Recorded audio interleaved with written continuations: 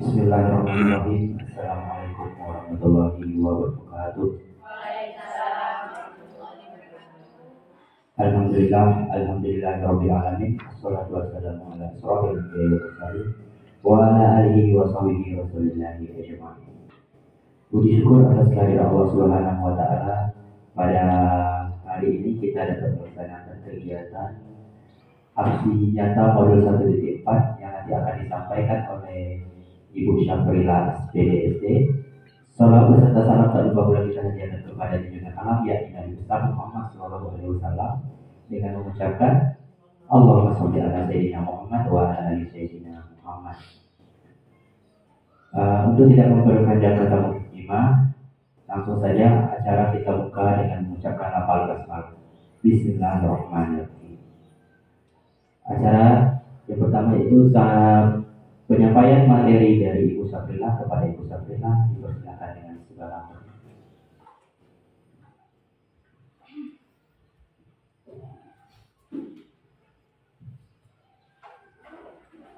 Bismillahirrahmanirrahim. Assalamualaikum warahmatullahi wabarakatuh. Waalaikumsalam warahmatullahi wabarakatuh.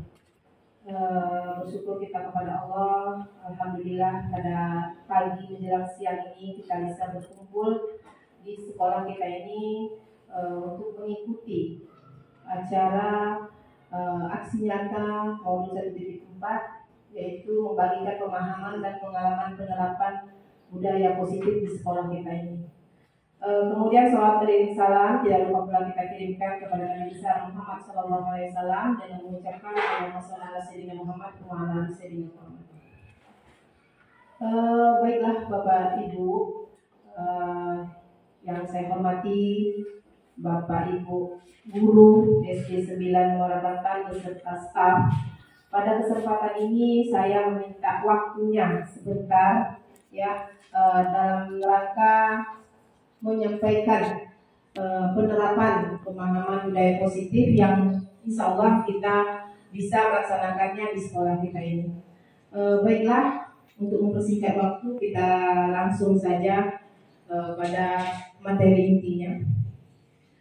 Baik, selamat datang Bapak Ibu guru hebat. Mari kita belajar bersama, berkolaborasi, saling mendukung demi mewujudkan disiplin positif di sekolah yang kita cintai. Masih semangat nih Bapak Ibu? Mungkin tadi pagi kita kan belajar ya, tentunya Bapak Ibu menjumpai anak-anaknya di kelas mungkin ada merasa tegang atau gimana. Sebelumnya mari kita ice breaking dulu lah sebelum kita lanjutkan untuk materi berikutnya. Silakan Bapak Ibu berdiri ya. Ice breaking dulu.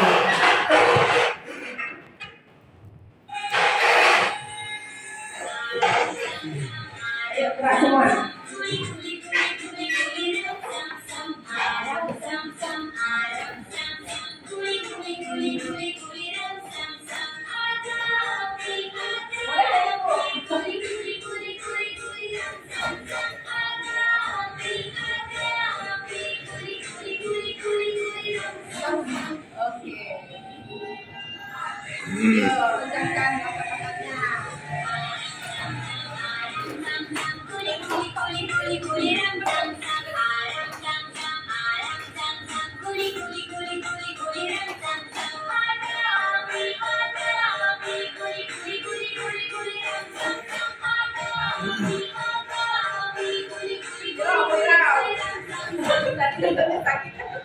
Sekarang kita harus refreshkan.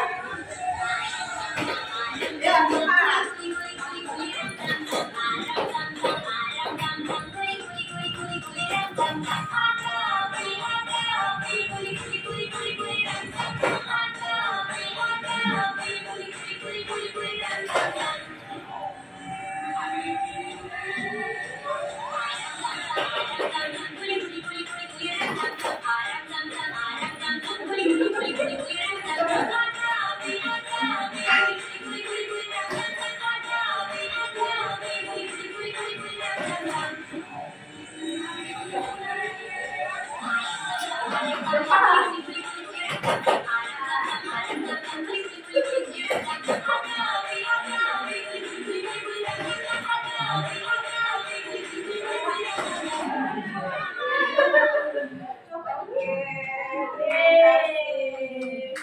Iya.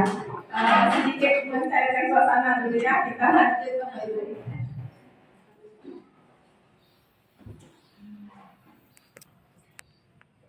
Dan berikutnya.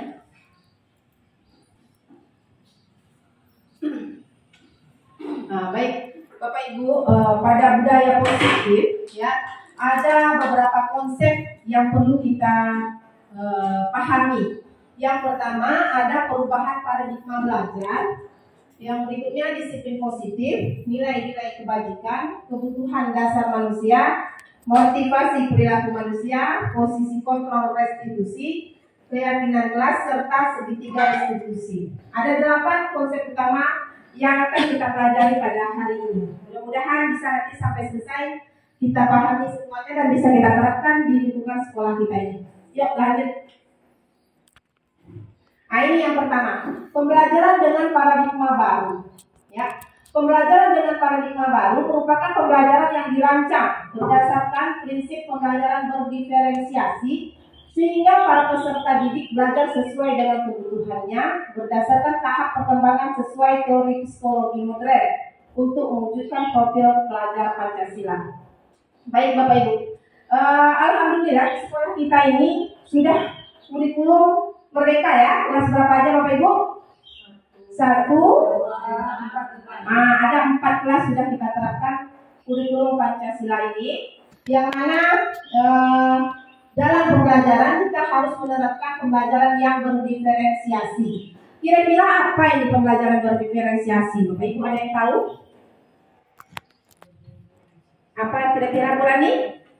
Berdiferensiasi itu pembelajaran berdasarkan kita membuat pembelajaran berdasarkan karakter peserta didik. Ya, melihat anaknya sesuai tingkatannya. Iya, bagus, terima kasih Bu Rani.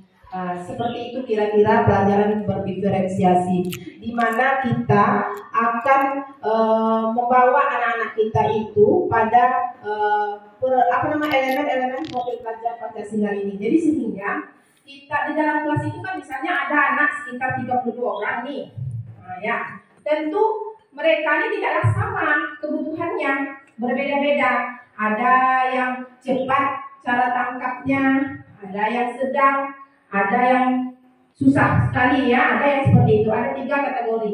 Jadi tentu tak mungkin kita mengajarkan anak itu dengan satu metode. Ya kan Bapak Ibu? Tentu kita harus menyesuaikan dulu. Bagaimana tentu anak seorang wali kelas lebih dekat, lebih tahu kebutuhan anak tadi. Mungkin mereka ada yang ingin dibelai-belai, ada yang ingin didekati gitu. Baru dia ngerti. Kadang-kadang kalau kita cuek saja, tentu mereka yang butuh perhatian tadi akan dapat pelajaran sama kita kan begitu. Jadi pola-polanya maka kita harus tahu dulu apa saja pola untuk anak-anak kita tadi.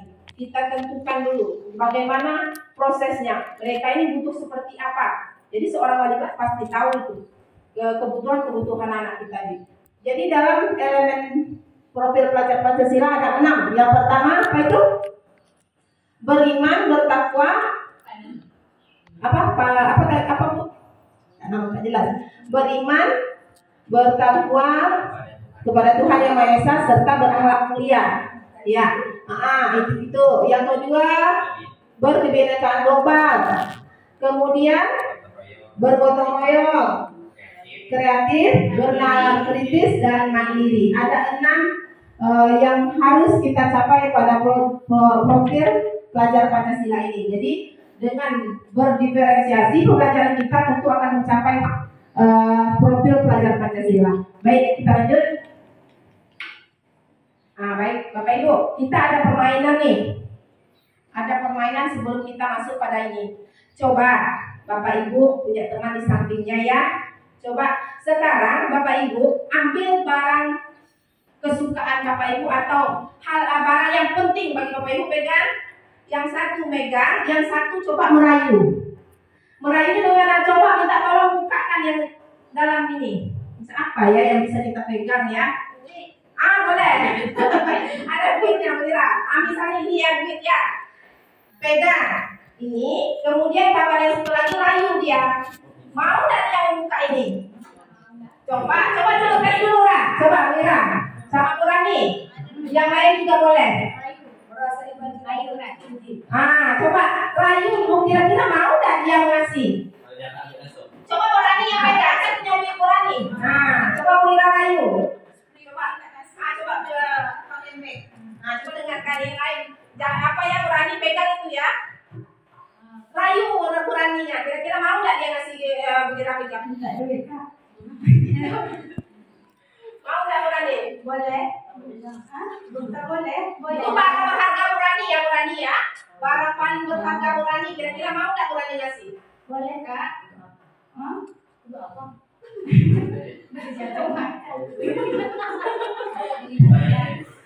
Kira-kira kasih nggak? Paling berharga loh Borani. Paling berharga dalam kehidupan Borani. Paksa. Mau dipaksa ya Bu Ira? Mau dipaksa terus. Kira-kira Borani mau nggak? Boleh.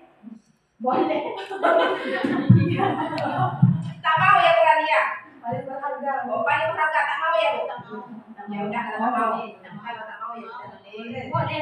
Boleh. Baik kali. Baik. Dalam permainan tadi Borani sama Bu Ira, jadi ada barang berharga di dalam genggaman tangan Borani. Bu Ira mencoba merayu dengan berbagai cara, namun Borani tak mau, ya, karena itu barang berharga milik Borani. Takkan mau Borani ngasih sama Bu Ira ya, walaupun dengan bujuk rayuan Bu Ira. Itu kita lihat sambungannya ke sini. Miskonsepsi tentang teori kontrol, ya, bahwa yang mengontrol diri kita itu adalah kita sendiri. Tidak bisa orang lain mengontrol diri kita. Kan begitu maksudnya. Ya, ini dia ilusi guru mengontrol murid. Jadi Borani dan Bu Ira, kita di dalam kelas itu kan anak-anak sebanyak itu, mungkin dalam kelas Borani berapa orang Borani? 34 orang, ya. Dalam sebentar mereka diam kalau disuruh diam. Coba diam semuanya, kita belajar nih. Itu kan Borani diam yang lain. Tapi sebentar saja Borani keluar. Apa yang terjadi dalam kelasnya?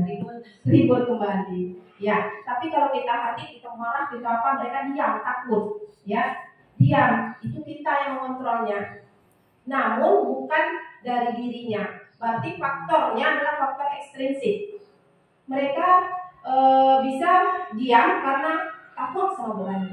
Kan begitu. Bukan faktor dari dirinya. Sehingga kelas kita itu ribut. Karena apa? Karena mereka takut. Itu saja. Ya, karena takut. Itu ilusi guru mengontrol murid. Yang kedua, ilusi bahwa orang dewasa berhak memaksa. Itu hanya ilusi Bapak Ibu. Ya, hanya ilusi. Orang dewasa, sebenarnya orang dewasa juga tidak berhak mengontrol. Karena harus dari diri, harus faktor intrinsik dari dalam murid, ya, bukan dari luar. Kemudian ilusi bahwa kritik membuat rasa bersalah, mampu menguatkan karakter. Ini juga ilusi. Tidak bisa. Ya, karena itu semua faktor ekstrinsiknya, tidak dari dalam jiwanya. Terpanggil untuk bisa belajar dengan baik. Jadi itu tugas kita. Bagaimana memunculkan faktor dari dalam jiwa anak supaya mereka bisa belajar dengan baik. Lanjut Pak.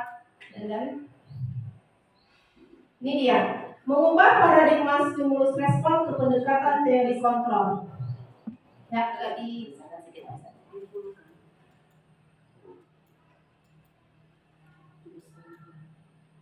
Ya, stimulus responnya. Realita, ya, pada stimulus respon realita sesuai kebutuhan kita sama. Kalau di stimulus respon kita sama realitanya. Sebenarnya teori kontrol tidak, bahwa realitanya tidak sama kebutuhan kita. Ya, kemudian yang kedua, semua orang melihat hal yang sama. Ya, sebetulnya dalam teori kontrol tidak semua orang memiliki gambaran yang berbeda. Misalnya begini Bapak Ibu, ada bidang studi atau wali kelasnya lah yang ngomel nanti jam istirahat datang ya berkumpul misalnya. Si Budi itu belajar dengan saya susah betul ngertinya. Nah, kan gitu. Apa kata ibu yang satu lagi?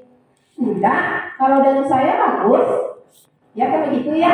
Jadi ada perbedaan gitu antara guru A dengan guru B menilai satu anak tadi. Jadi sebenarnya si A, si ibu yang satu lagi ini mengatakan bahwa si Budi tidak mau belajar dengan dia.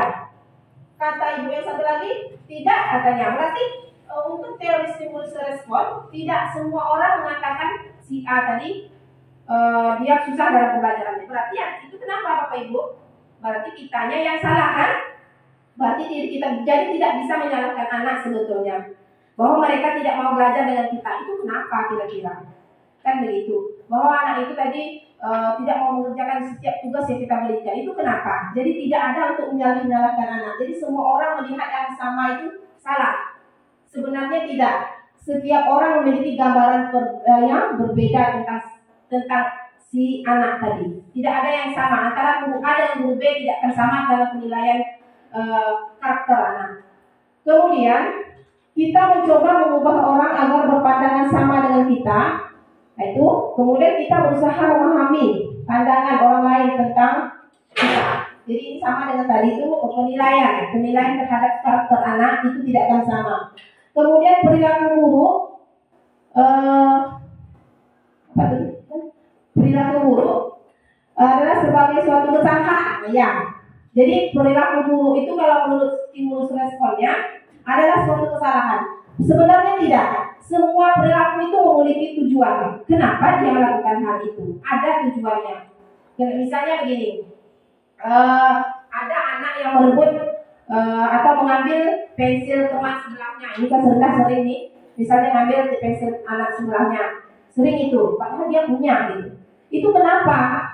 Nah ya. Jadi kenapa kok bisa sering diambilnya? Karena dia butuh kasih sayang mungkin dari kita, ada respon dari kita, bagaimana kita menganggap kenapa ya kamu nak mengambil pensil teman kan? Mungkin dia butuh kasih sayang atau dia hanya usir saja. Kan begitu banyak itu macam-macam kelakuan anak kita yang membuat perhatian kita seorang gurunya. Kemudian orang lain bisa mengontrol saya. Nah, itu tadi contoh permainan apa tadi? Milik kita yang berharga. Jadi ada orang yang ingin mengambilnya. Jadi begitu juga dengan ini, orang lain bisa mengontrol saya. Sebenarnya tidak. Kita sendiri yang mengontrol diri kita, ya kan Bapak Ibu? Nah, ya, jadi oke, lanjut. Ini belum ya? Saya bisa mengontrol orang lain. Tidak sebetulnya. Baik itu ibu wali kelasnya kepada anak, ya, dia akan bisa mengontrol tidak. Sebetulnya harus ada faktor intrinsik dari jiwa anak sendiri. Kita hanya sebagai penuntun saja. Tidak akan bisa kita mengubah pola pikir mereka untuk bisa mengikuti apa kata kita. Tapi kita hanya menuntun ke arah yang mana dia mau. Kan begitu. Baik, selanjutnya pemaksaan ada pada saat bujukan gagal. Nah, ya. Kemudian kolaborasi dan konsensus menciptakan pilihan-pilihan baru. Itu kemudian pada stimulus berikutnya model berpikir menang atau kalah. Kalau yang berikutnya model berpikir itu menang atau kalahnya itu siapa yang menganggap ke hal positif, ya maka menanglah dia, ya itu dia maksudnya kontrol ini. Lanjut dan ini hubungannya Bapak Ibu. Tadi kan kita telah mengapa tadi judulnya budaya positif kan. Sekarang itu Bapak Ibu kita lihat apa ini disiplin positif, ya. Disiplin positif berasal dari kata disiplina, ini dari yang artinya belajar. Ya, sebelum coba Bapak Ibu, kalau disiplin ini sebetulnya apa? Apakah kita menuruti ke peraturan? Apakah itu termasuk disiplin? Iya kan? Tapi apakah disiplin itu menekankan atau tidak? Iya, yang menekankan, membuat kita harus mengikuti aturan. Nah, itu disiplin yang berasal dari kata disiplina yang artinya belajar. Kita belajar mengacu pada disiplin diri yang memiliki rasa tanggung jawab terhadap apa yang dilakukannya berdasarkan nilai-nilai yang diyakininya. Kemudian disiplin positif merupakan salah satu cara penerapan disiplin yang bertujuan untuk menumbuhkan kesadaran serta memberdayakan peserta didik tanpa imbalan, penghargaan atau reward, ancaman atau hukuman. Ya. Ini selanjutnya. Disiplin positif juga sebagai seorang pendidik, tujuan kita adalah menciptakan peserta didik yang memiliki disiplin diri sehingga mereka berperilaku mengacu pada nilai-nilai kebajikan universal dan memiliki motivasi intrinsik dalam perubahan perilaku ke arah yang lebih baik. Nah, ini nilai-nilai kebajikan apa saja yang ada pada disiplin positif, yaitu nilai yang disepakati bersama, terlepas dari suku bangsa, agama, bahasa maupun latar belakangnya. Jadi disiplin positif ini tidak hanya untuk golongan tertentu, bukan dari suku tertentu, namun seluruhnya tidak ada perbedaan. Semua harus mempunyai disiplin positif, apalagi di sekolah itu wajib ya. Lanjut dan apa saja nilai yang kebajikannya? Contoh. Ya, contoh pertama yaitu pada profil pelajar Pancasila, beriman, bertakwa kepada Tuhan Yang Maha Esa, dan berakhlak mulia, mandiri, bernalar kritis, berkebinekaan global, bergotong royong, dan kreatif. Ini contoh yang pertama. Yang kedua ini ada pada organisasi IBO, Primary Years Program. Ya, sikap murid itu ada toleransi, ya, rasa hormat, integritas mandiri, menghargai, antusias, empati, keingintahuan, kreativitas, kerjasama, percaya diri, dan komitmen. Itu contoh yang kedua. Yang ketiga, ada 9 pilar karakter Indonesia. Ini juga perlu kita lihat, ada 9. Cinta Tuhan dan segenap ciptaannya, kemandirian dan tanggung jawab, kejujuran, diplomatis, hormat dan santun, dermawan, suka menolong dan gotong royong, percaya diri, kreatif dan bekerja keras, kepemimpinan dan keadilan, baik dan rendah hati, toleransi, kedamaian dan kesatuan. Jadi ada 3 contoh nilai-nilai kebajikan Bapak Ibu. Baik, nah, ini kita lanjut pada kebutuhan dasar manusia. Ya, kebutuhan dasar manusia itu kebutuhan bertahan hidup adalah kebutuhan yang bersifat fisiologis untuk bertahan hidup, misalnya kesehatan, untuk kemudian rumah dan makanan. Itu adalah kebutuhan pokok manusia. Seluruh tindakan manusia memiliki tujuan tertentu. Semua yang kita lakukan adalah usaha terbaik kita untuk mendapatkan apa yang kita inginkan. Ketika kita mendapatkan apa yang kita inginkan, sebetulnya saat itu kita sedang memenuhi satu atau lebih dari satu kebutuhan dasar kita. Baik, lanjut. Nah, ini dia Bapak Ibu. Ada 5 kebutuhan dasar manusia. Yang pertama adalah bertahan hidup. Ya, kemudian kasih sayang dan rasa diterima, kebebasan, kesenangan, dan penguasaan. Coba kira-kira pada bertahan hidup ini yang mana nih? Oh, makanan, pakaian, tempat tinggal, keamanan, dan kesehatan. Selanjutnya pada cinta dan kasih sayang, yang mana kira-kira nih Bapak Ibu? Itu ya, rasa diterima. Kadang-kadang anak kita nih kan dia ingin disayang di dalam kelasnya. Kadang-kadang kan mereka kan mungkin saja di rumahnya kurang gitu rasa kasih sayang dari keluarganya, maka kita di sekolah ini kitalah yang akan menambahnya. Nah, gitu. Jadi disayang, kemudian menjadi bagian dalam kelompok, diterima dalam satu kelompok itu, gitu. Itu juga termasuk dalam kasih sayang dan rasa diterima. Kemudian untuk kebebasan, yang mana ya kebebasan ini? Termasuk juga ya kebebasan. Ini kebebasan ya, mandiri, bebas memilih, mencoba hal baru. Jadi kalau untuk kita saja Bapak Ibu, ya tentu kita di sekolah kita ini mempunyai kebebasan mandiri. Misalnya Bapak Ibu ingin pelatihan atau pelatihan yang yang di online, kan diberi kebebasan, silakan. Kemudian Bapak Ibu apalagi nih mau mengikuti CDP, guru penggerak, tidak ada batas, silakan. Jadi punya kebebasan dalam memilih hal-hal baru. Ya, jadi tidak ada dibatasi gitu. Kalau hal-hal yang positif silakan lakukan. Berarti kita juga di sekolah kita sudah menerapkan artinya kebebasan, tidak ada tertekan lagi gitu. Apa yang mau dilakukan silakan ke arah yang positif. Nah, baik untuk kesenangan. Nah, ini bermain, bercanda, tertawa, bahagia, itu berarti sudah memenuhi pada kebutuhan kesenangan. Ya, tentu anak-anak kita di dalam kelas tidak tertekan lagi. Mereka yang boleh bermain, mereka boleh bercanda, berarti kita telah memenuhi kebutuhan mereka yaitu dalam kesenangannya.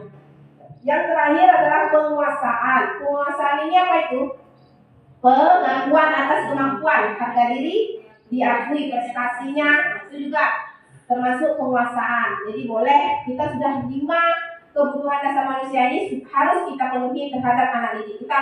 Terus ya, selain anak didik kita, juga saya sebagai kepala sekolah juga memberikan kebebasan untuk Bapak Ibu, apapun itu dalam 5 kebutuhan dasar manusia, insya Allah sudah terpenuhi. Tidak ada batas-batas tertentu untuk kebutuhannya. Baik, lanjut. Ini tadi motivasi perilaku manusia. Ada yang datang dari luar, ada yang datang dari dalam. Ini coba yang pertama kita lihat, untuk menghindari ketidaknyamanan atau hukuman. Itu termasuk dalam ekstrinsik ya Bapak Ibu ya. Kemudian untuk mendapatkan imbalan dan penghargaan dari orang lain juga termasuk dalam ekstrinsik. Coba kita kasih contoh ya Bapak Ibu ya. Anak kita, ini mohon maaf ya, saya juga pernah melakukannya ya di sekolah, karena saya juga pasti pernah, bukan saya tapi seluruh orang pasti pernah merasakan ini. Misalnya anak datang terlambat kita kasih hukuman, ya tak? Hukuman kan? Pasti kasih hukuman kan? Ya.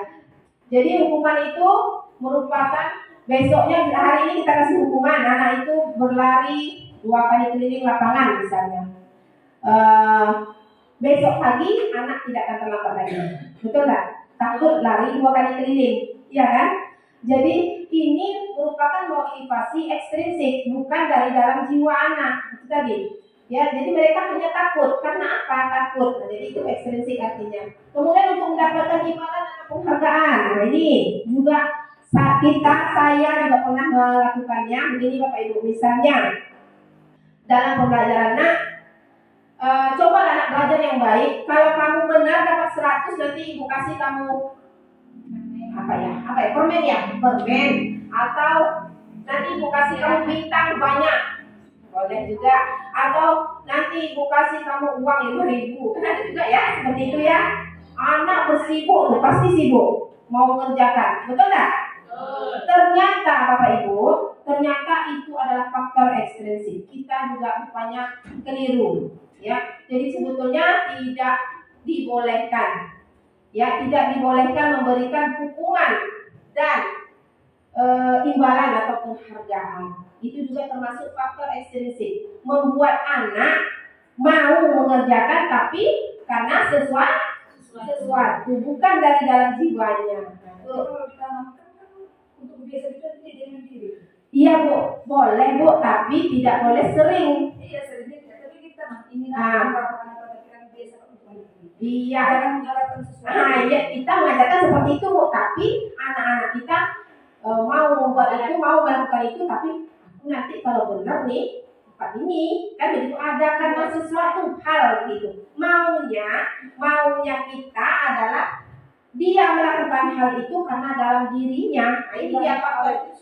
Nah, itu yang susah ya, memang susah. Tapi harus kita coba Ibu ya. Kita coba beralih sedikit gitu. Nah, ini dia faktor motivasi intrinsiknya Bu. Nanti lama-lama dia sekian persen akan beralih.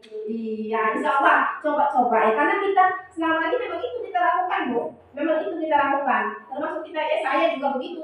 Kadang-kadang kita kasih hukuman untuk merubah anak tadi nih, ingin kasih hukuman. Kadang-kadang kita kasih hukuman tak mau, coba kita kasih imbalan pula. Pasti mau tuh. Karena dia pengen dapat ini dapat hadiah gitu. Nah, ya sering itu kita lakukan. Nah, tapi kita harus beransur-ansur beralih. Ya, karena kita faktor kita nih Bapak Ibu, menurut Ki Hajar Dewantara, tugas seorang guru itu adalah menuntun anak, bukan menuntut. Nah, ini bukan menuntut, kita hanya menuntun. Jadi apa saja motivasi intrinsik itu untuk menjadikan orang yang mereka inginkan, ya, dan mereka menghargai dirinya sendiri dengan nilai-nilai yang mereka punya. Nah, tapi memang sulit, saya yakin sulit, karena kita tahunya dari dulu sampai sekarang yang intrinsik ini yang sering kita lakukan, ya, karena sedikit-sedikit. Tapi ya pernah sih dilakukan, tapi nggak sering, karena kita kebanyakan banyak yang di ekstrinsiknya. Intrinsiknya sekali-sekali kita lakukan, ya kan, begitu Bapak Ibu. Baik, lanjut. Nah, ini ada 3 teori Bapak Ibu. Ada 3 teori yang ada pada daerah kita nih, pada sekolah kita ini. Ya bukan hanya kita tapi seluruhnya lah. Ada 3 teori: hukuman, konsekuensi, dan restitusi. Ya.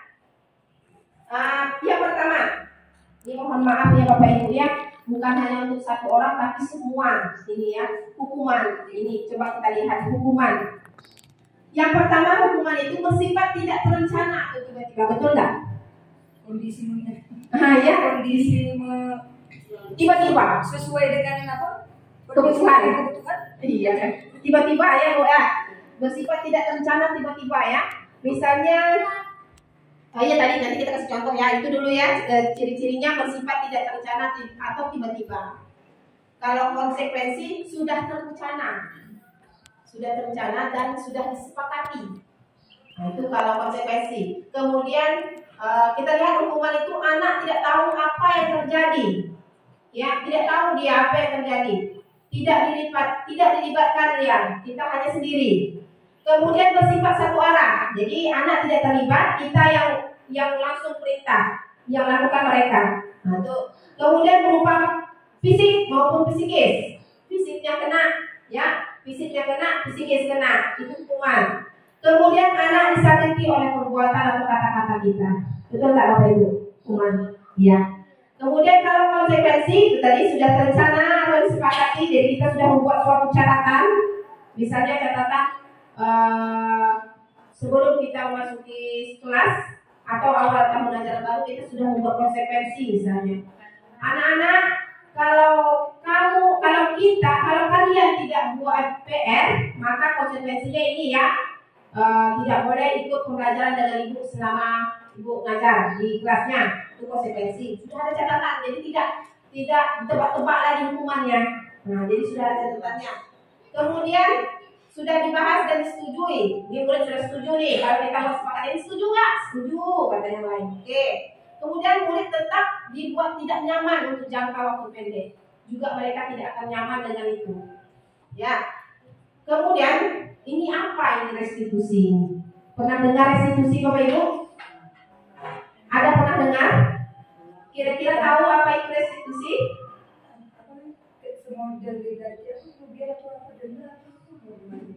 Kalau kamu tak pernah didenda, namanya kalau 1 bisa jadi 2. Gitu.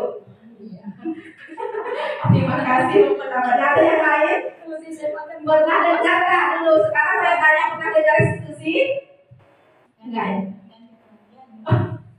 Ganti kerugian. Restitusi. Iya. Baik, ini juga kita baru dengar Ibu. Ya, pemahaman restitusi ini baru dengar katanya kata-kata restitusi. Tapi Bapak Ibu sudah pasti kita pernah melakukan. Yakin saya itu. Tapi kita tak tahu namanya, kan begitu. Istilahnya tak tahu, tapi tak mungkin kita tak pernah melakukan ini. Ini ceritanya Bapak Ibu. Apa itu restitusi? Restitusi itu adalah proses kolaboratif, ya, yang mengajarkan murid untuk mencari solusi sendiri. Kemudian membantu murid berpikir untuk memperbaiki kesalahannya. Kita panggil murid kita dulu. Misalnya ada masalah nih. Kita ada masalah antara anak satu dengan anak kedua kelahi misalnya. Kita panggil mereka, ya. Kita tanyakan dulu. Nanti akan ada contohnya Bapak Ibu. Apa itu restitusi? Model seperti apa? Ada videonya. Nanti saya akan kasih. Tapi saya ingin kasih tahu dulu apa pengertian dari restitusi ini. Penyelesaian masalah Bapak Ibu. Penyelesaian masalah yang mana kita melibatkan murid kita panggil duduk bersama antara kita dengan murid. Kita akan menanyakan kepada murid apa masalahnya. Kita tanyakan kepadanya apa solusinya. Bukan kita yang ngasih solusi, tapi kita tanya kira-kira apa solusi dari permasalahannya. Dia yang akan mengasih tahu bagaimana caranya. Jadi kemudian kita akan menanyakan apa keyakinan kelas yang telah kita buat. Jadi sebelum itu Bapak Ibu, kita sudah ada di dalam kelas kita di keyakinan kelas. Nah ini nanti akan ditanya lagi apa perbedaan antara keyakinan kelas dengan peraturan. Bapak Ibu punya peraturan kelas di dalam kelas masing-masing? Iya, punya. Ya, pasti punya. Bapak Ibu tahu apa itu perbedaan antara peraturan dengan keyakinan kelas? Nah, kalau peraturan apa kira-kira? Dipatuhi. keyakinan kesepakatan bersama. Oh iya, bagus Qurani. Ya seperti itu. Jadi kalau peraturan kita yang adanya di kelas-kelas pasti ada peraturan nih. Kelas bahkan ada peraturannya Pak. Hilang lisan. Iya. Jadi peraturan dibuat satu arah. Ya enggak? Pasti Bu Ira punya peraturan di kelas. Ya kan Bu Ira? Saya juga nampak ya, di dalam kelasnya ada peraturan. Yang buat siapa Bu? Kita sendiri kan? Iya. Kita sendiri. Kita tempelkan ke dinding. Anak-anak, kalian patuhi peraturan ini ya. Betul? Seperti itu. Kalau ke kesepakatan kelas yang lainnya kelas satunya lagi. Ada keyakinan kelas ada? Ada, tapi tak disebut situ keyakinan. Oh gitu. Kalau kesepakatan berarti kompetensi. Kerjasama kolaborasi antara siswa dan guru. Iya dong. Dia setuju atau tidak itu dibuat itu? Kalau peraturan mereka tidak akan setuju. Ya karena kita yang buat. Kita yang buat kan. Oh, Sementara itu motornya kan dia peraturan. ini wajib mau dikerjakan. Itu kan itu peraturan. Sama dengan ini Bapak Ibu. Di jalan raya, polisi memerintahkan kita pakai helm kan? Kira-kira itu peraturan atau keyakinan? Peraturan. Kita ada yang kesal nggak? Apa pakai helm sakit kepala? Apa pakai helm dulu? Ya nggak ada ya. Ada ya. Ada yang benar demikian. Tapi kadang-kadang ada juga orang yang suka pakai helm walaupun jalan-jalan manapun dia pakai helm juga. Tapi kadang-kadang ada orang yang bilang sakit kepala pakai helm. Tapi itu adalah peraturan yang wajib kita patuhi. Kalau tak dipakai helm tentu tidak kena kita kan sanksinya. Akan begitu. Itu adalah peraturan Bapak Ibu. Yang mana yang disuruh mengikuti pasti merasa kesal, marah dalam hati, tak akan berani menyebutkan marah, kesal, tak suka, tak setuju, kan begitu. Itu peraturan.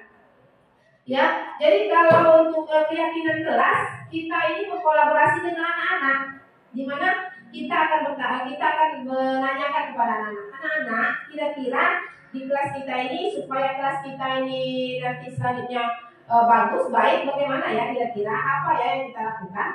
Itu namanya keyakinan kelas. Jadi, Bu, saya maunya kelas ini bersih, Bu. Kata si A. Atau kita buat dalam secari kertas, boleh ditempelkan ke papan tulis. Itu kan seperti kertas kartonnya itu ditempelkan. Nanti setiap anak dibuatkan satu orang satu tulis apa maunya kelasnya. Jadi anak-anak itu pasti kasih tahu, saya maunya kelas itu bersih. Ada lagi yang bilang gini, saya maunya kelas ini aman, tidak ada kelahi. Ada lagi yang bilang pokoknya macam-macam. Jadi kita tinggal simpulkan. Udah ada di tempelnya tuh semua kemauan mereka. Jadi kita tinggal simpulkan lagi. Oh berarti kalau dia mau kelasnya bersih, berarti bunyinya begini Bapak Ibu. Jangan lagi apa? Kalau untuk bersih apa Mira? Kalau peraturan tuh piket datang lebih awal, kan begitu? Ya bersihkan kelas, kan begitu peraturan. Kalau di keyakinan kelas buat ini aja. Kami akan menjaga kebersihan kelas. Nah, kena satu. Ada lagi. Kami akan saling menghargai antar sesama. Berarti tak ada lagi dia lagi. Kan begitu. Nah, jadi bunyinya kami. Sehingga nanti kalau dia melanggar, jadi dulu bersama kita dengan murid kita panggil. Ya, nanti akan ada penjelasan berikutnya Bapak Ibu. Ada 3 prosesnya. Yang pertama adalah menstabilkan identitas. Yang kedua validasi tindakan. Yang ketiga tanyakan keyakinan. Jadi tadi maaf ya, saya sering lihat dan saya juga pernah melakukannya. Misalnya kalau anak tuh tak mengerjakan tugas atau anak tuh melakukan kesalahan, kita panggil. Apa kamu tak buat tugas? Lupa Bu, atau gini Bu, berdiri dekat yang bendera saya. Cuci saya. Itu adalah hukuman. Jadi anak itu tahu dia, kalau tak mengerjakan tugas, nanti suruh WC nih, atau suruh lari di keliling lapangan. Kan begitu. Ya termasuk jenis hukuman. Jadi belum kita laksanakan restitusinya. Bagaimana cara kita menerapkan restitusinya? Kita panggil anak tadi itu. Kenapa tak buat tugas? Nah, ya tanya kan ada seperti itu. Kenapa kamu tak buat tugas? Bu, saya mau mengerjakan tugas di rumah. Ternyata ibu saya, mama saya apa dia sibuk jualan, Bu.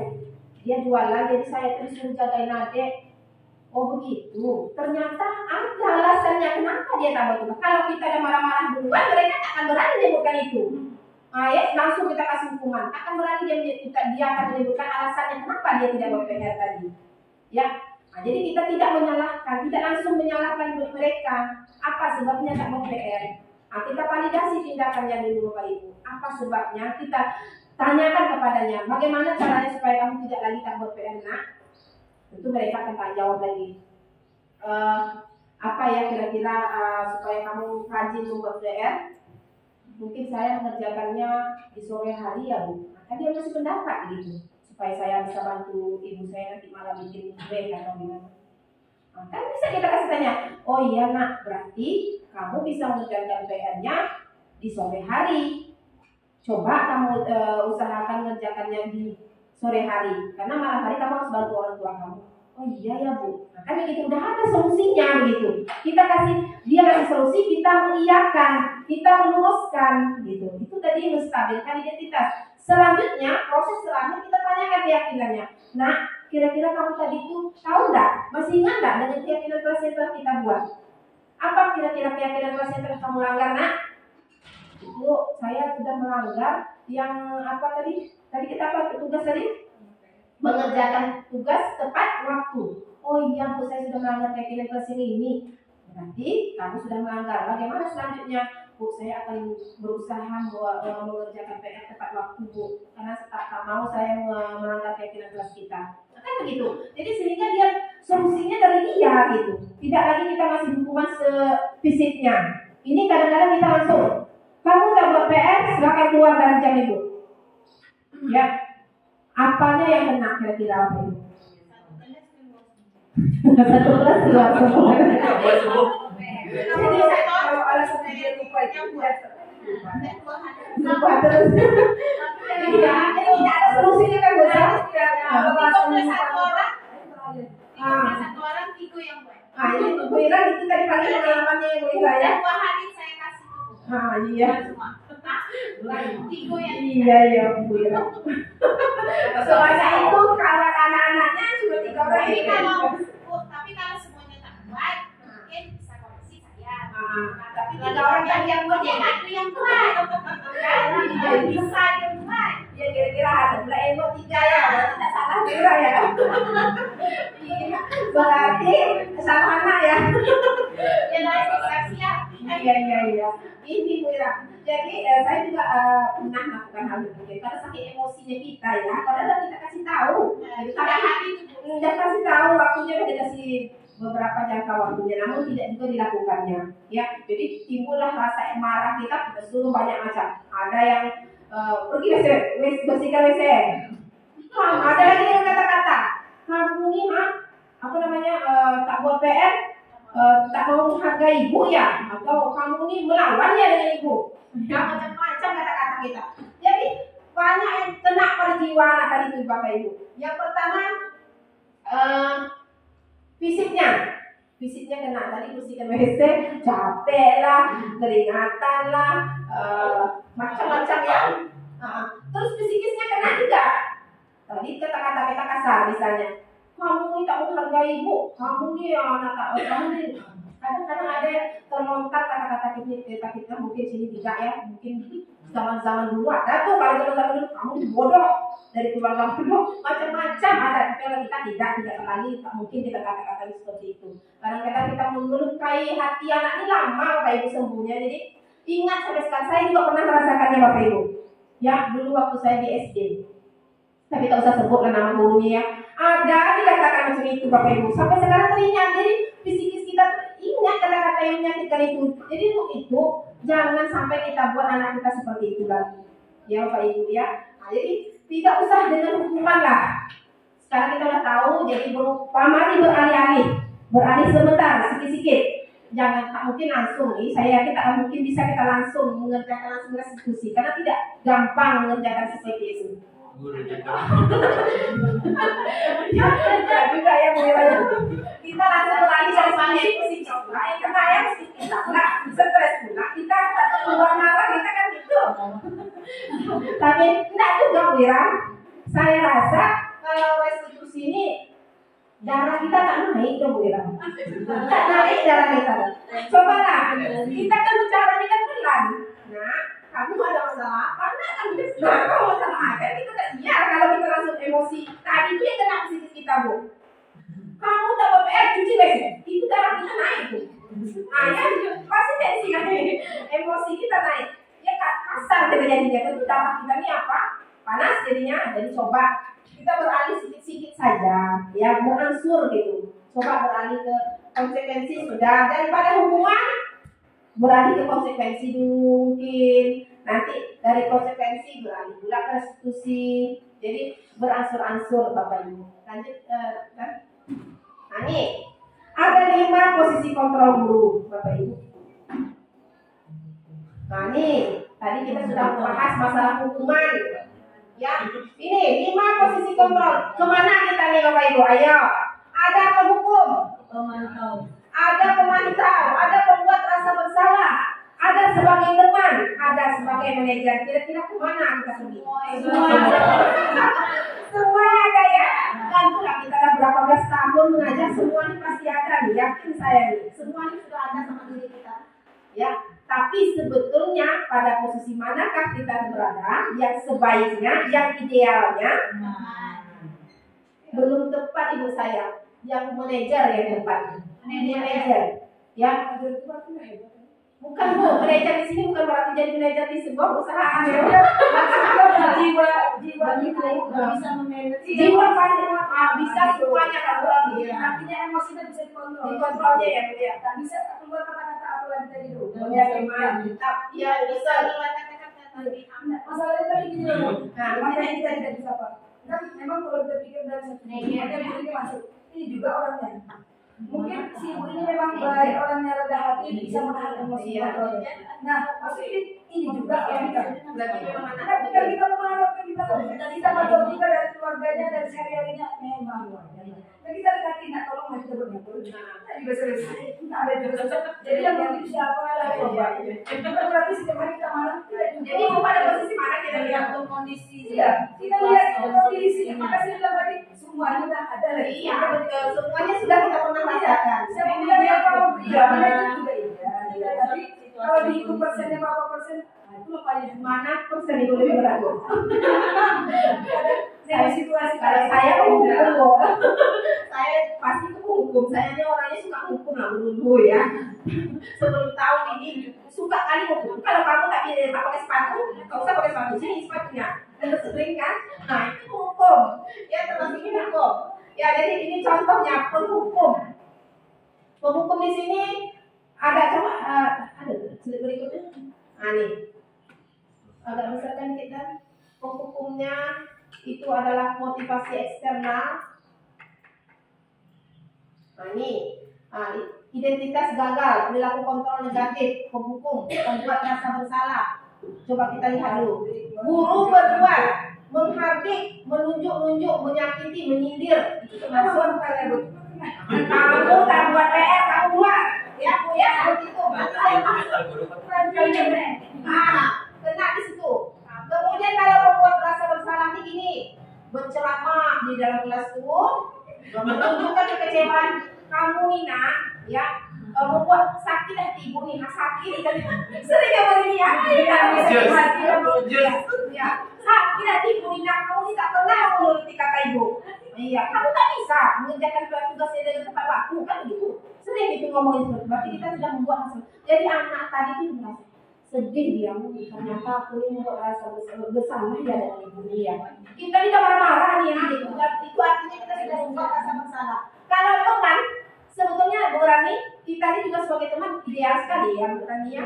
Karena sering kita lakukan dengan teman, nak, coba ya nak, tolonglah nak, belajarlah baik nak. Ya, sama. Coba mereka, apa yang di sini?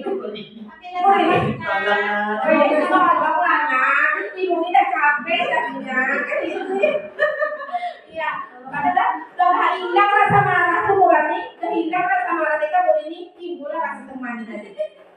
Nak tolong ikutin nak kata ibu. Ibu capek nak, kan itu ya. Itu juga sobat menghitung apa namanya tadi membuat alasan-alasan untuk murid-muridnya. Jadi nak, ayolah kita bersihkan kelas nak. Biar malu kita dengan kelas sebelah tuh nak. Ada anak buah seperti itu? Ada. Malu kita dengan kelas sebelah waktu dia bersih kelasnya kan gitu. Nah sebelah diikut terus. Ayolah nak, ikuti kata ibu nak. Berarti kita sudah termasuk pada kategori teman. Ya boleh sebetulnya rasa saya teman ini bagus, tapi rupanya ada efek negatifnya ada. Ya, menghargai pula guru. jadi sehingga anak tadi itu kalau gurunya berbelas-belas kasihan seperti baru dia mau nolong kan, baru dia melakukan. Nah jadi ada juga yang seperti itu. Kemudian pemantau. Nih pemantau nih, kira-kira Bapak Ibu nih pemantau, menghitung dan mengukur. Maksudnya gini, kita di dalam kelas itu coba kamu udah berapa kali membuat kesalahan seperti ini. Nah juga kamu mau berubah. Ibu lagi itu kamu ini sering, kita mengukur dia. Kamu ini sering tak buat PR. Kamu terusin tak buat PR nih. Nah, kan begitu ya. Jadi sehingga dia terukurlah kesalahannya. Dia terus. Jadi kita sudah ngomong seperti itu melukainya juga. Ya, depan teman-temannya apalagi. Nah, itu tambah lagi kenanya psikisnya. Kamu tuh iya betul. Kamu aja baca kamu terus di sini. Pernah kita panggil dia ngobrol, panggil dia depan kita nak. Kenapa kamu tak pakai topi terus nak? Ada apa? Ya ada pernah nggak melakukan hal itu? Tak pernah kan? Kita pasti bilang kamu terus. Atau biaya teman, ayolah nak. Besok berubah ya nak ya. Ada juga. Nah tapi kalau ini restitusinya di posisi manajernya tidak pernah kita lakukan Bapak Ibu. Untuk anak yang pakai topi tadi, untuk posisi manajer mengajukan pertanyaan-pertanyaan. Ada juga? Ada tapi kamu mana nak? Kalau sapi bikin macam itu tadi, habis sekolah Iya betul sekali. Jadi kurang dia tak bisa kasar ya. Kita ajukan pertanyaan. Dia tengok anak itu. Tas dia kayak gitu. Lagi soal kalau bagi dia malah perasaan itu tidak kasih kopi kan Bu, tak hilang. Tapi dah juga anaknya. Iya, dan ini untuk apa Burani itu hilang. Kita panggil anak kita tadi itu. Ibu lihat kamu sering tak berada di posisi sebelah kiri. Kenapa ya nak? Ada apa ya? Saya pakai topi Bu, katanya misalnya. Loh, kenapa tak pakai topi? Kan begitu. Karena mungkin saja karena topi saya tuh hilang Bu. Nah kan ada alasannya kenapa dia melakukan hal itu. Kenapa hilang? Kita cari dulu solusinya kenapa kok bisa seperti itu. Ternyata diambil temannya mungkin atau macam mana ya. Kita tanyakan dulu kenapa kok bisa hilang. Jadi bagaimana untuk selanjutnya nak? Bisa jadi tadi kata Mira dibaginya topi. Nah, ini ibu kasih topi ya nak ya. Tolong dijaga ya besok. Disimpan nanti sesuai yang lain. Atau ya itu boleh. Atau minta tolong carikan topi baru lagi ya. Besok dijaga topinya. Pokoknya kita kasih solusi terus. Kasih solusi. Dia ngasih solusi sama kita kita buatkan solusinya. Nah begitu. Terus tanyakan keyakinannya lagi. Nah kira-kira kamu telah melanggar keyakinan yang mana? Nah, saya sudah melanggar kedisiplinan dalam berpakaian Bu. Misalnya gitu. Kalau untuk anak kelas tinggi ya, untuk anak satu tak ngerti dia belum ngerti ya seperti itu. Tapi mengarah ke situ boleh berani. Mengarah ke situ boleh. Ini kan udah mulai dari baru 2 kali di kelas dibikin di sana kan? Iya. Karena yang baru ketiga bulan pertama kan tak berani main takut dia nangis. Iya. Ada di sana berarti dia asal dia tak lengkap dia langsung ke sana kan? Iya. Jadi besok panggil Purani. Jadi jangan dibiarkan dia berdiri di situ kenapa? Iya. Setiap Senin dia terus. Setiap Senin dia. Kita hanya suruh kamu tidak lengkap berdiri sini sampai istirahat. Menjemur lah anak itu tegak situ. Besok alah biar aja tak bawa enak tak belajar lagi kan begitu. Nah ada lah yang seperti itu Bapak Ibu. Ya udah tak usah belajar kata kita enak lagi kita berdiri di sini daripada belajar di kelas. Nah, kan gitu jadi tak ada solusi jadinya. Jadi seperti itu terus sampai dia besar nanti macam itu terus tak ada solusi dalam apa kesalahannya tidak ada jalan keluarnya gitu. Nah jadi itulah tugas kita sebagai manajer. Baik yang berikutnya kamu sudah mengecewakan ibu. Nah ini membuat belum apa pada hukuman enggak sampai di sini. Nah nih kalau penghukum kalau kamu tidak melakukan kata gurunya saya akan, misalnya kalau kamu tidak mengerjakan PR, kamu berdiri di depan kelas. Nah, itu. Kalau si pembuat orang merasa bersalah, ini tadi, kamu sudah mengecewakan ibu bapak, nak, kamu tidak mengerjakan tugas terus, ada apa ya? Ibu sedih loh, nah, kan begitu. Ya, jadi anak itu merasa bersalah jadi. Kemudian sebagai teman, ini tadi sudah saya sampaikan, macam mana caranya? Ayolah nak, kan begitu ya, piketlah nak, bersihkanlah kelas kita, dan gitu, berarti sudah sebagai teman. Nah, kemudian pada pemantau, nih tadi sudah kita kasih contoh. Nah, ini pertanyaan-pertanyaan yang akan kita tanyakan kepada anak pada saat menanyakan keyakinan, apa yang kita yakini, apa yang kamu meyakini hal tersebut nak. Nah, nih, jadi keyakinan kelas ini perlu kita buat supaya kita bisa membuat menyelesaikan masalah anak lewat restitusi. Jadi tapi kalau Bapak Ibu tidak punya keyakinan jelas, tak bisa kita melakukan ini karena tak dapat kita tanyakan karena hanya ada peraturan. Saya yakin di kelas-kelas sudah ada peraturan, bukan keyakinan. Jadi untuk itu selanjutnya di kelas-kelas sudah harus ada keyakinan kelas yang dibuat bersama-sama dengan muridnya. Baik, lanjutkan.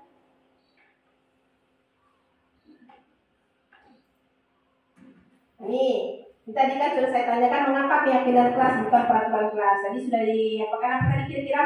Kalau peraturan ya harus dikerjakan ya, yang membuat yang disuruh diperintahkan untuk melakukan. Kalau keyakinan dari dia untuk bersama, bukan dari kita. Nah, berarti memang dari solusi dari mereka. Kita tinggal meluruskan saja gitu. Oke, lanjut.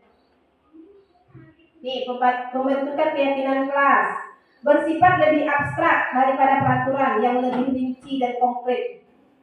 Nih, kemudian membuat pernyataan-pernyataan universal. Pernyataan dibuat dalam bentuk positif, tidak terlalu banyak. Jadi tak perlu banyak Bapak Ibu. Tak usah sampai 20-an keyakinan kelasnya. Nanti tak akan ingat. Buatlah sekedarnya saja yang bisa diingat oleh mereka gitu. Jadi kalau mereka melakukan kesalahan, oh ternyata keyakinan kelas ini kena kita nih. Jadi mereka ingat. Kalau terlalu banyak tidak akan ingat gitu.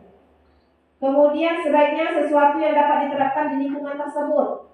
Ya, semua warga kelas hendaknya ikut berkontribusi. Nah ini, ya jadi tidak ada yang tidak ikut, semuanya ikut. Jadi sehingga kita bisa menanyakan lagi kepada mereka. Keyakinan kelas yang mana nak? Nah, berarti mereka ingat, oh iya keyakinan kelas ini yang saya langgar bu. Begitu. Kemudian bersedia meninjau kembali keyakinan kelas dari waktu ke waktu. Jadi misalnya pada awal pembelajaran, misalnya tahun ajaran baru, Bapak Ibu, ya tahun ajaran baru kita buatlah keyakinan kelas ini untuk kedepannya begitu. Jadi untuk semester berikut kita ubah lagi. Jadi jangan itu terus keyakinan kelas Ibu Jusmina dengan Ibu ini tidak akan sama. Jangan nyontek, jangan sama pula semuanya. Berarti kalau sama berarti bukan anak yang buat, ya gurunya yang buat. Jadi tentu pasti berbeda-beda antara kelas 1 dengan kelas 2 pasti beda. Nah, jadi keyakinan kelas ini bisa berbeda-beda, bisa dapat ditinjau dari waktu ke waktu. Kalau memangnya kurang rasanya kita tambah untuk semester berikutnya. Jadi tak usah banyak-banyak, cukup beberapa yang bisa diingat saja. Lanjut deh. Nih ya, segitiga restitusi. Ini tambah pula lagi, tadi ada restitusinya ya Bapak Ibu ya. Sekarang segitiga restitusi. Apa segitiga restitusi ini? Sebuah cara yang dilakukan oleh guru terhadap murid untuk dapat menanamkan disiplin positif pada diri murid. Nah, yuk, berikutnya. Nah, ini dia Bapak Ibu. Ini dia segitiga restitusinya. Ke atas lagi. Menstabilkan, Ibu mau lihat menstabilkan. Ke bawah maksudnya, bawah. Ini dia. Yang pertama Bapak Ibu, tadi kan anak misalnya ada masalah nih, kita panggil. Anak taruh sepatu lah kita buat dulu ya. Misalnya anak taruh pakai sepatu sekolah, pakai sendal dia. Kita panggil. Pertama kita panggil, kita stabilkan identitasnya dulu. Ya, kita stabilkan identitasnya dulu. Coba ke bawah lagi nggak ada yang maksudnya itu dia. Menstabilkan identitas. Apa yang harus kita tanyakan terlebih dahulu kepada anak untuk menstabilkan identitasnya? Tadi kan sudah misalnya tak pakai sepatu. Nak, kenapa ya kamu tak pakai sepatu? Nah, mana sepatu kamu, Nak? Nah, jadi dia bilang sepatu saya. Ternyata ya kita kan tak tahu alasan anak kenapa tak pakai sepatu ini. Yang kita tahu bahwa kalau tak pakai sepatu anak-anak langsung dikasih hukuman. Sini sepatunya. Kamu pakai telanjang kaki kamu selama hari ini, 1 hari ini. Sering kita buat kayak gitu kan? Ya saya juga pernah kayak gitu. Ya, jadi anak tadi itu banyak kenanya kan? Yang pertama entar apanya fisikisnya masih kena, malu. Iya kan? Malu dia tak pakai sepatu 1 harian itu. Nah, jadi tidaklah seperti itu seharusnya kita. Yang harus kita lakukan, kita tanyakan dulu kenapa anak tak mau sepatu, tak pakai sepatu. Kita stabilkan identitasnya dulu. Yang kenapa tak pakai sepatu, Nak? Misalnya basah, Bu. Jadi sepatu kamu cuma 1. Iya, Bu. Tak mampu saya beli sepatu lagi, Bu. Cuma 1, jadi basah tak saya pakai. Bisa saja itu alasannya. Jadi apa yang harus kita katakan supaya mereka tidak tersinggung? Apa kira-kira? Nah, semua orang pasti pernah melakukan yang kamu rasakan seperti ini. Nah, jika ibu dalam posisi kamu, ibu juga akan melakukan hal yang sama seperti kamu. Nah, itulah kita stabilkan identitasnya. Ya, kita stabilkan, jangan langsung, kamu tak pakai sepatu. Kita ngejudge langsung sama dia ya. Jadi sehingga anak tadi rasa takut, rasa apa, malu, macam-macam. Tapi kalau kita katakan demikian, nah semua orang pasti pernah melakukan hal yang sama seperti kamu. Kalau ibu dalam posisi kamu, mungkin ibu akan melakukan hal yang sama. Setelah itu baru kita validasi tindakannya. Ya, apa itu? Nah, itu dia. Bagaimana? Adakah cara kamu, Nak, bisa kamu pakai sepatu untuk besoknya? Bagaimana cara kamu, Nak, agar kamu pakai sepatu terus? Ya, itu dia validasikan tindakannya. Jadi dia sendiri yang mengasih solusi. Bu, mungkin saya harus mencucinya pada waktu hari panas, Bu. Jadi cuaca mungkin ya, Bu, ya saya mencuci sepatu supaya sepatu saya kering. Atau Bu, saya mungkin menabung ya, Bu, ya, supaya dapat beli sepatu 1 lagi. Solusinya dari dia. Kita hanya menguatkan saja. Sudah dapat solusi dari dia, kita tinggal langsung saja lagi. Betul, Nak? Ya, kalau begitu besok kalau kamu mau cuci sepatu, kamu lihat cuacanya dulu. Kalau panas cuacanya baru kamu cuci supaya sepatu kamu kering. Atau betul, Nak, kamu bisa menabung. Ya, sisakan uang jajan kamu sedikit-sedikit, Nak, untuk dapat beli sepatu 1 lagi. Nah, itu juga termasuk solusinya. Kita buatkan solusinya gitu. Setelah kita validasi tindakan, baru kita menanyakan keyakinannya. Kira-kira keyakinan mana yang telah kamu langgar, Nak? Kira-kira keyakinan kelas apa yang telah kita sepakati, Nak? Kita kan sudah punya keyakinan kelas tadi. Berarti mungkin sudah ada di situ menggunakan pakaian seragam sekolah. Mungkin bisa saja ya, kami bersedia memakai pakaian seragam sekolah. Berarti lengkap semuanya. Oh iya, saya sudah melanggar itu, Bu. Bisa kamu perbaiki, Nak?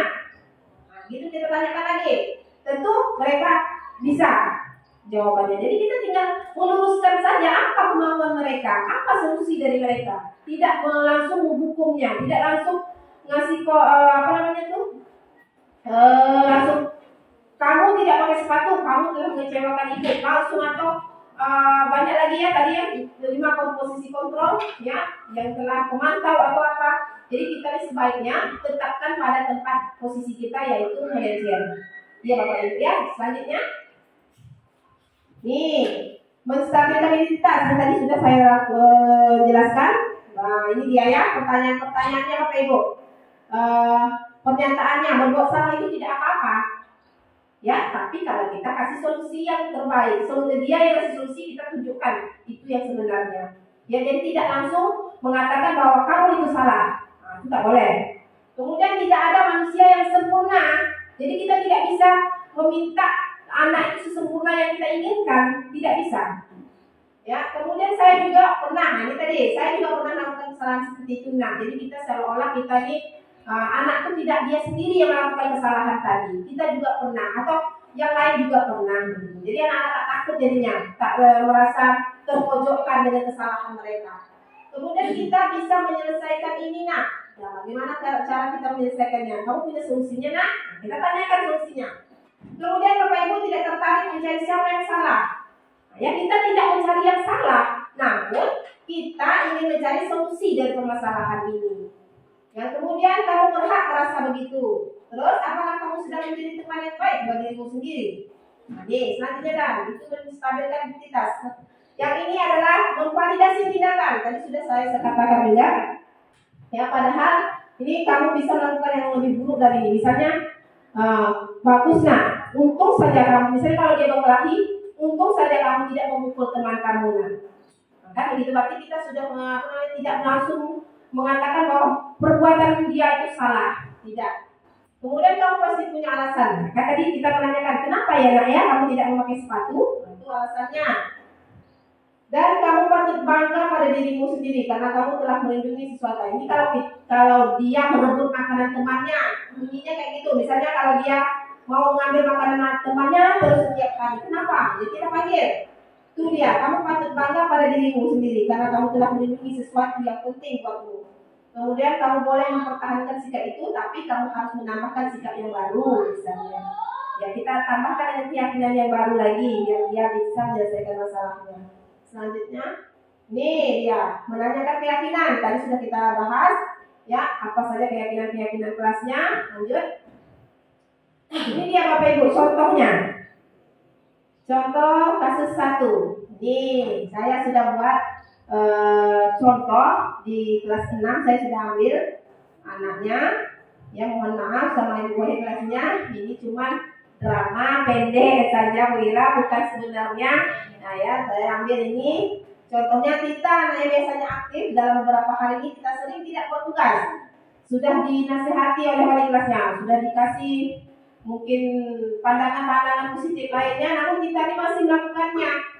Ya, nah, ini dan akhirnya karena sebetulnya gini Bapak Ibu ya, sebetulnya ini adalah tugas wali kelas. Namun karena saya tugas seorang guru penggerak, maka saya mengambil alih untuk ini. Sebetulnya ini tugas wali kelas nih. Kalau soalnya untuk membuat PR tak mungkin sampai ke kepala sekolah kan begitu Bapak Ibu ya. Nah, tapi ini saya ambil untuk aksi nyata saya. Dan wali kelas menyampaikan permasalahannya dan meminta bantuan kepada kepala sekolah. Bisa dilihatkan videonya. Kita lihat ini sebentar ya Bapak Ibu. Ya, ada videonya. Cuma tinggal sedikit lagi Bapak Ibu. Sabar ya, boleh. Nah, silakan Bapak Ibu, jangan terlalu tegang. Boleh dimakan apa aja deh. Kok nggak dimakan ya? Terlalu. Ya, silakan boleh santai aja. Boleh dimakan saja snack-snacknya. Ya, silakan lihat videonya seperti ini, lebih kurangnya seperti ini, kita sempurna karena di sini. Ya, silakan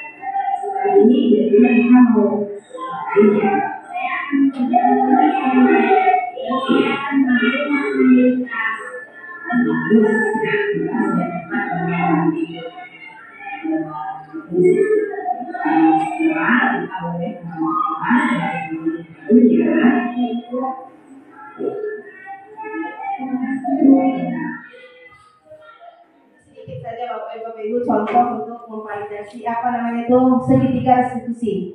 Ya, jadi Bapak Ibu itu contoh, jadi hendaknya kita semua maulah ya sedikit-sedikit kita berangsur-angsur merubah pola pikir kita agar tidak lagi bukan merubah langsung ya, tapi berangsur-angsur menghukum dan satu lagi tadi menghukum dan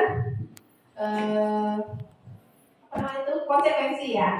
Nah, jadi kita harus posisi kita sebagai manajer ya, dimana kita menyelesaikan masalah anak dengan segitiga restitusi. Baiklah Bapak Ibu, untuk penutup, dalam penerapan program disiplin positif hendaknya guru memiliki standar kepribadian profesional dan sosial yang baik, di mana guru mampu merefleksi dirinya ya, merefleksi dirinya dalam posisi kontrol saat ini. Bagaimana perjalanan dirinya sebagai among atau manajer yang menuntun murid-muridnya menjadi insan yang mandiri, merdeka dan bertanggung jawab. Ya Bapak Ibu, itu tadi materi saya hari ini. Kira-kira Bapak Ibu ada yang ingin bertanya, silakan. Ya, karena waktu ya, kita ada apa? Satu pertanyaan, boleh silakan. Wira, Usam. Jangan tunjuk, kira-kira ada yang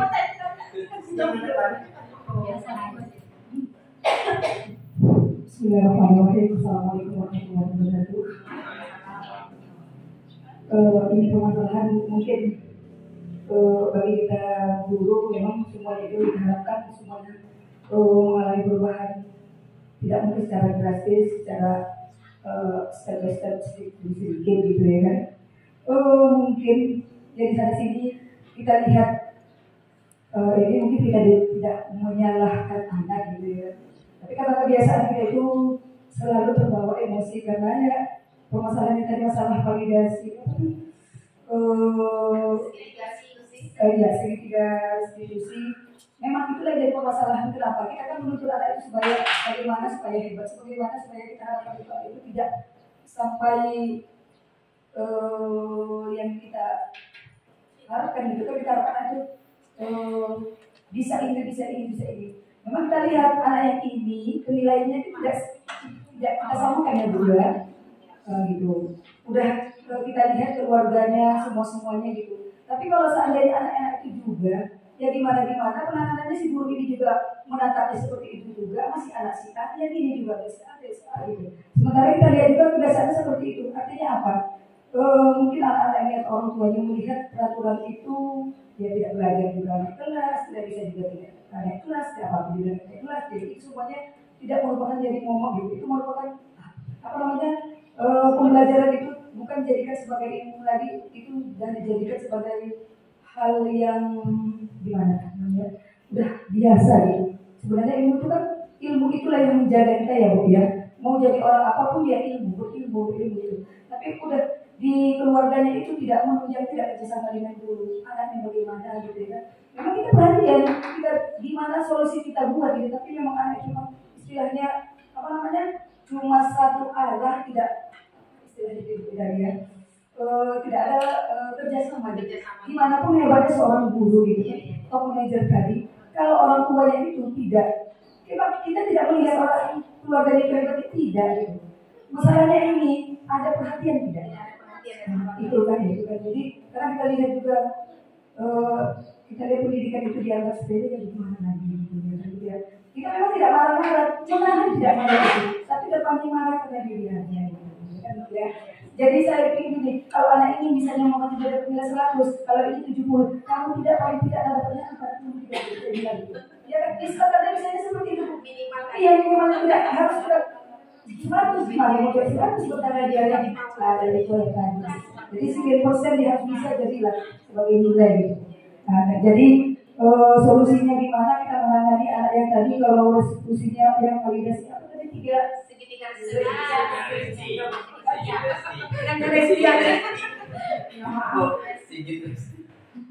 maaf, iya namanya aja barangkali ya Bu ya, jadi susah jawabnya. Masalah itu memang sudah masalah lama, iya betul ya, saya paham maksud Ibu. Ya ini sering kita rasakan, siapapun orangnya pasti pernah rasakannya, apalagi yang sudah lama-lama mengajar nih dan pengalaman betul terhadap hal yang ibu katakan tadi. Ya begini, kita ingin merubah anak ya Bu ya, intinya kita ingin merubah anak ke jalan yang lebih baik begitu. Kita tak mau kasih hukuman, kita tak mau kasih tekanan batin lah bagi mereka. Namun nak kita buat segitiga restitusi payah juga ya Bu ya, karena faktornya mungkin dari keluarganya atau pokoknya keluarganya itu tidak ada kerjasama dengan kita lah. Tak mungkin kita sendiri yang merubah anak, karena kita waktu kita cuma berapa jam lah, dari pagi sampai tengah hari gitu. Dan kita coba menurut bosan, dan kita coba berbagai cara, namun tidak juga berubah. Jadi apa solusinya kan itu Bu ya, inti pertanyaannya. Ya Bu, begini Bu, tugas kita sebagai guru adalah tadi sesuai Ki Hajar Dewantara mengatakan bahwa kita sebagai guru ini adalah menuntun saja Bu. Ya, niatkan di hati kita menuntun. Tapi kalau memang ternyata semua metode sudah kita lakukan, ya, namun tidak juga berubah, ya bagaimana lagi Bapak Ibu? Ya tak dapat, kita nak apakan lagi? Karena tugas kita sudah selesai, udah maksimal gitu tugasnya, namun tak berubah juga. Apa boleh buat? Mungkin saja faktor-faktor dari luarnya lebih kuat ini. Mungkin faktor lingkungan mereka kuat gitu. Jadi sehingga tak bisa kita merubahnya secara langsung. Tapi Bu, tugas kita yang menuntun. Apa saja, ikhlaskan hati saja, ya, sedapat kita saja. Mudah-mudahan ya Allah lagi yang menolong kita lagi untuk menolong apa anaknya ini ya. Mungkin kan sulit kali, betul kata Ibu Sani. Saya merasakan juga ini. Faktor dari keluarga ini besar juga pengaruhnya. Ya, ya kita cuma berapa jam lah sama kita. Tentu mereka lebih banyak dengan orang tuanya, dengan keluarganya. Sehingga namun mungkin di keluarga tidak ada apanya, bantuannya untuk anak tadi. Lepas saja begitu. Jadi tentu payah nak mengubah anak tadi itu susah sekali. Namun itulah tadi usaha. Ya udah kita ikhlaskan hati, tuntun mereka semampu kita. Itu saja.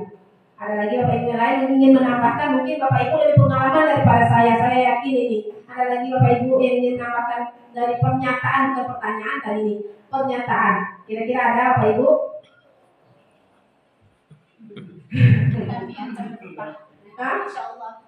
Nah, ini pernyataan Musam tadi kira-kira. Bagaimana kira-kira solusinya kata Musam?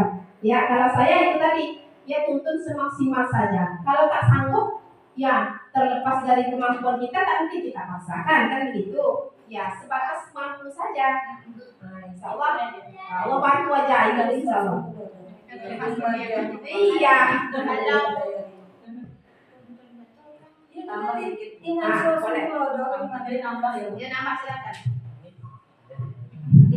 Menambahkan sedikit dari Mustam, mohon maaf ya.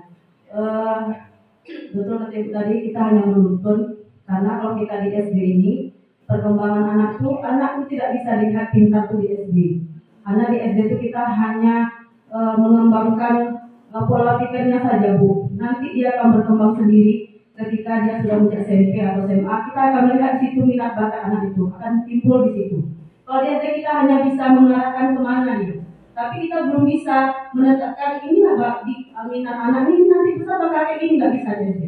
Jadi dia nanti bakal timbul itu bisa kita lihat ketika dia di SMP atau SMA, dia akan memilih akan terlihat nanti anak itu dia lebih condongnya kemana. Berarti itulah minatnya, bakatnya. Jadi anak juga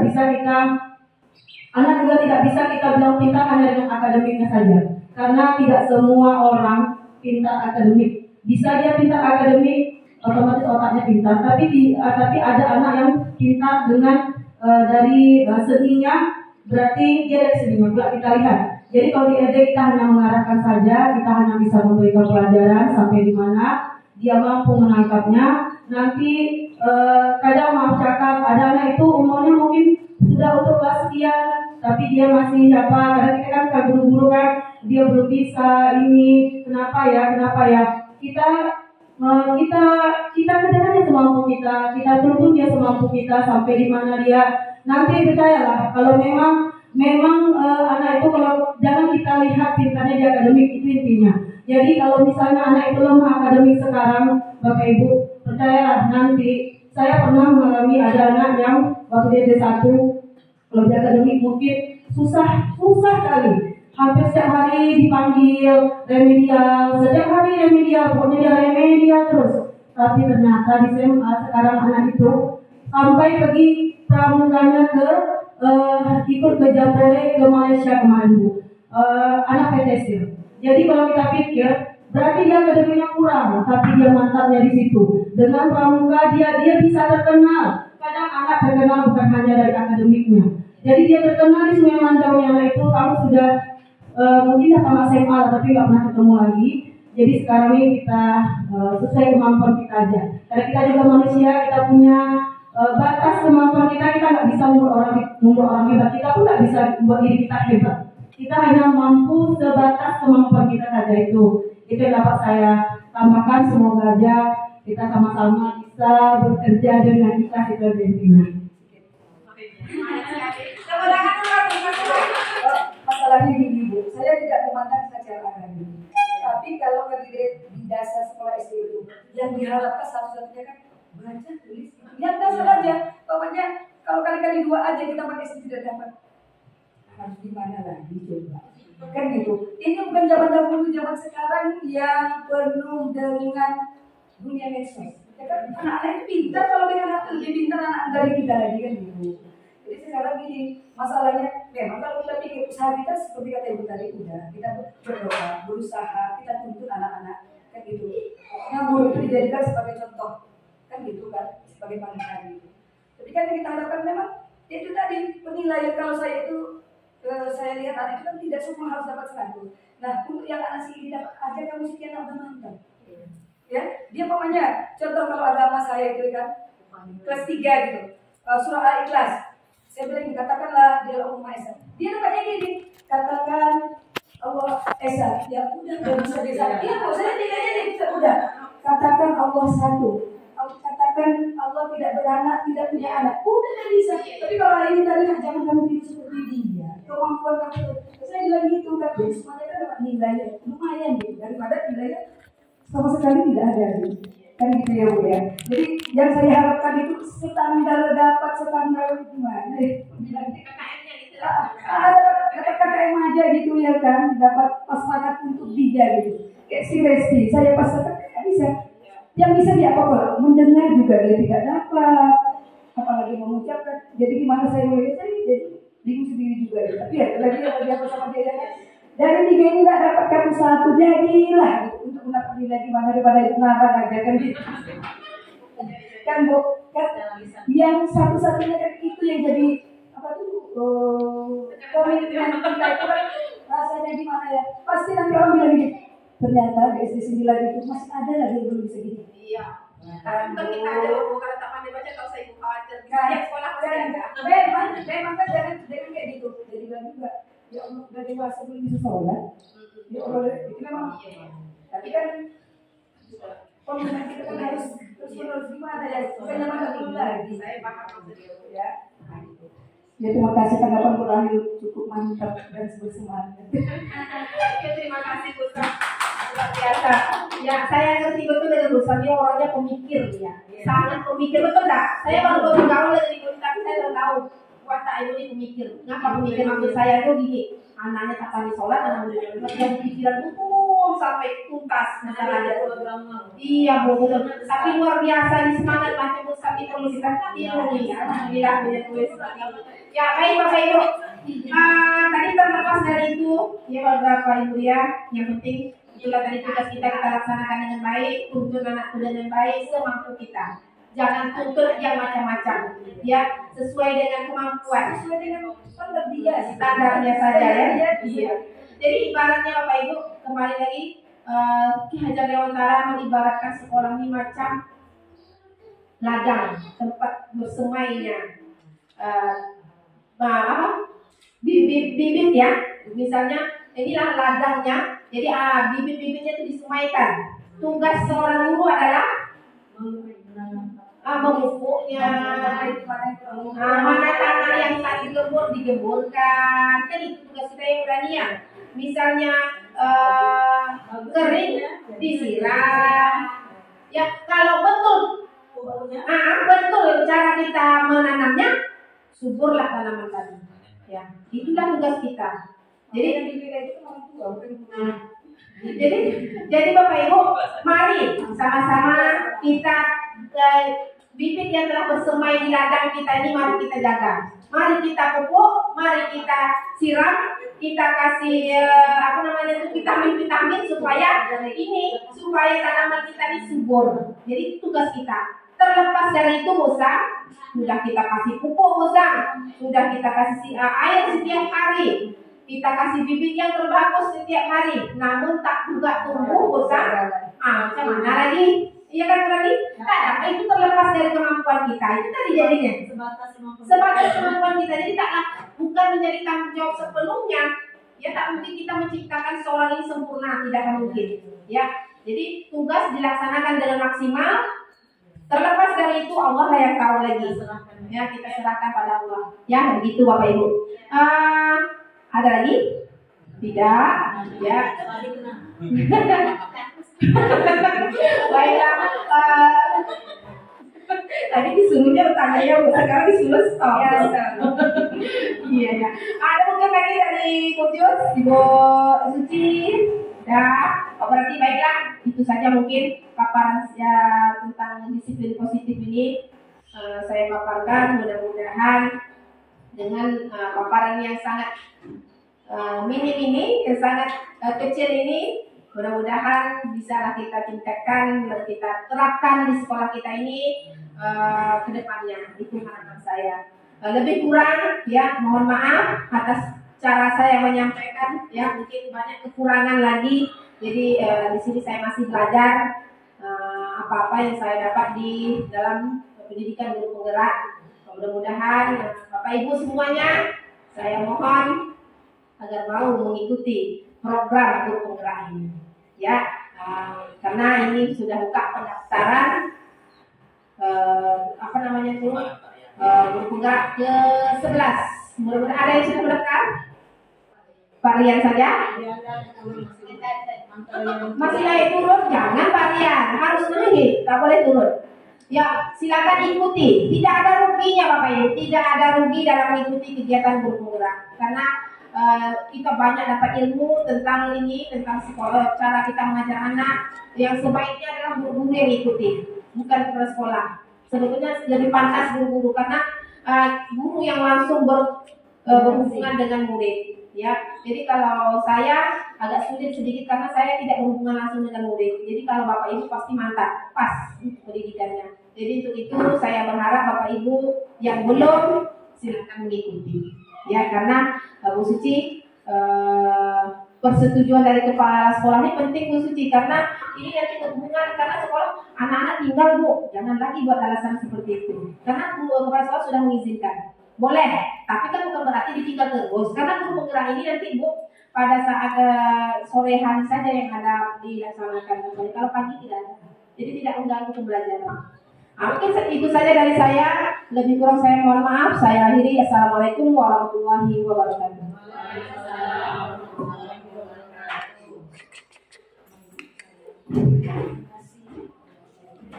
Terima kasih kepada Ibu Syafira yang sudah menyampaikan materi yang sangat luar biasa tentang pembelajaran paradigma baru yang dititik fokuskan pada disiplin positif. Ini sangat luar biasa sekali penyampaiannya.